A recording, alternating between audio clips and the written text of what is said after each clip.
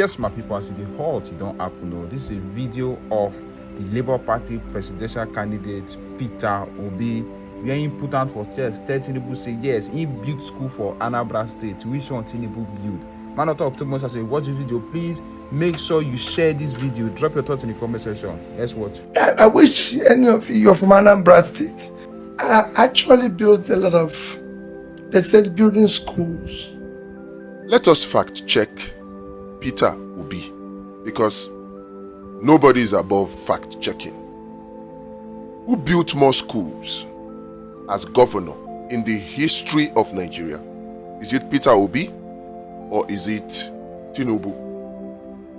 You must have seen the video where Reno was doing a challenge saying he will give $10,000 to whoever proves that Peter Obi built any school as governor. Well, maybe somebody is about to collect that $10,000. Let us fact check Peter Obi. In this interview, watch what he says, and then let's see who is lying or who built more schools in the history of Nigeria. I have an opportunity to serve at the subnational level. We're investing in health, we're investing in education, we're investing in pulling people out of poverty by creating rural roads and everything. We're not busy building mansions. We shut down our last lodge, governor's lodge in Abuja, shut down cost of governance, shut down in order to mobilize the resources to critical areas of development. I actually built a lot of, they said, building schools. I don't know whether building schools or building infrastructures in schools. I don't know what they actually want. If you look at what I've done, I've actually built a lot of schools. But I don't need to answer that. If they read my manifesto, before I became governor, Anambra State was very low in education. In fact, schools were closed for 2 years.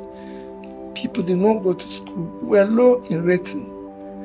And while I was there, when I came, if you read my manifesto, what I told you now was areas where I said I'm going to deal with.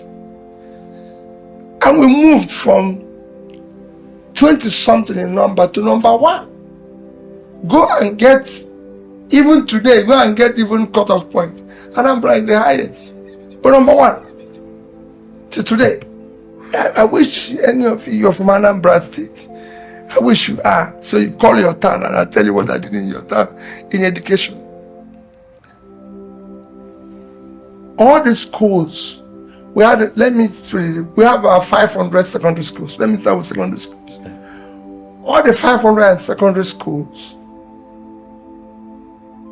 had what I can call, were computerized. We had buses, we had support in terms of teachers, we had generators to make sure they have lights. Those who needed boreholes, we're giving boreholes. There's nothing, I don't know how I will start to tell you. I visited all of them at least twice, physically. Look at the infrastructures, look at what is happening with them, ensure that they have things that is required for learning. And as I can go on and on, no school, as at the time, maybe it's happening now, no state, I can say categorically in Nigeria, where you were able to equip the schools the way we did. No state. No state will you say the schools had brand new buses too. No school had, will you say all the secondary schools had generator. No place, when we bought our computers, desktop, everything from HP, which is still there, as at the time, they said no government in Africa have bought this quantity from them. In fact, a vice president for Africa and Middle East came the day we launch it they will give it away to schools. So there's a lot of improvement. We put internet in all the secondary schools. So it can go on and on. A university, I built a university college campus in a place called Ibaria from the scratch, cutting the forest.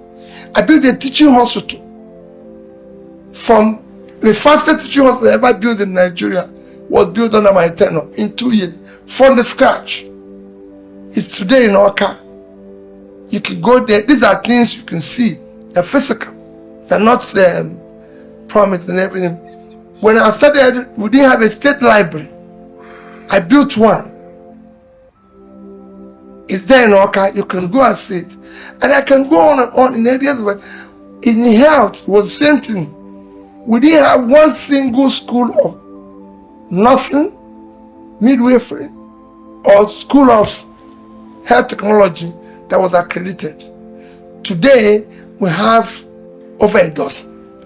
They were all supported, accredited while I'm there.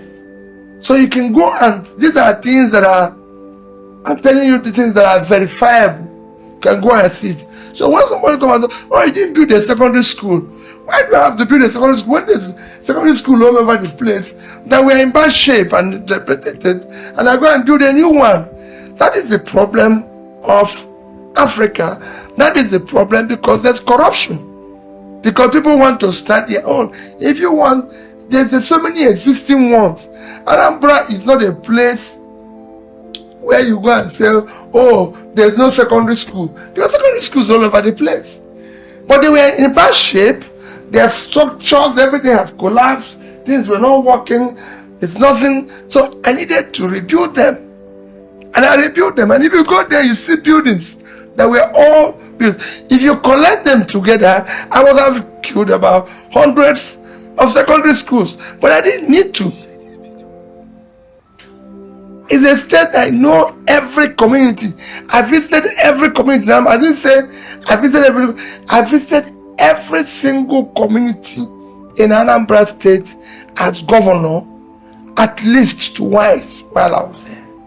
So I know what every community needed, and I provided it. They have secondary schools, visited the secondary school, saw it, saw what they were there, and tried to do something. So I don't need to build a new one.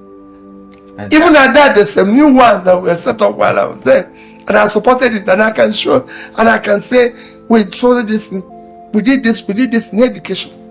And to prove it, we became number one. If you go to the secondary schools today, they still tell you, Mr. Obi did this, Mr. Obi did this.